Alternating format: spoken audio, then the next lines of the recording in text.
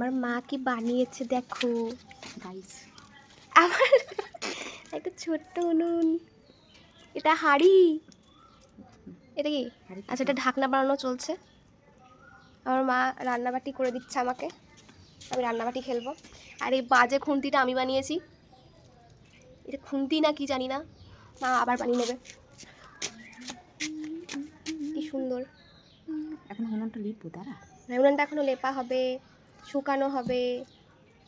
আমি যখন স্কুলে ছোট ছিলাম তখন সব করে দিত আমাকে, রেডিও বানিয়ে দিয়েছিলাম বলো মা। প্লেটের উপরে পিঠে বানিয়েছিলাম, মিষ্টি বানিয়েছিলাম, মনে আছে? হ্যাঁ, আমাকে আবার ম্যামরাগুলো ডেকে ডেকে নিয়ে দেখতো, আবার A+ পেতাম তার জন্য। এত ভালো হতো। আর আমি পারি না, একটুও পারি না মাটির জিনিস বানাতে। আমার ওই রং তুলিই ঠিক আছে। বসিয়ে দেখাও না, দেখি কেমন লাগে। এই যে আমার এটাতে ভাত রান্না করে খাবো।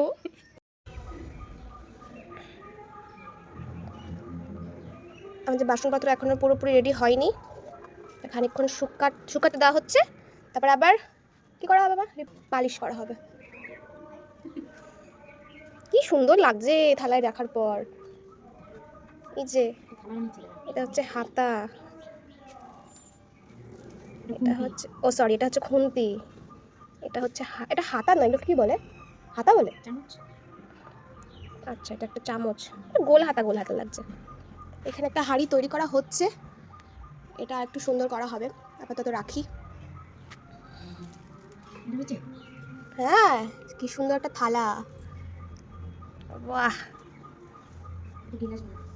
এটা গ্লাস বানানো হবে, এখানে এখন গ্লাস বানানো চলছে। এটা বানানো হলেই কমপ্লিট আমাদের সব থালা বাসন।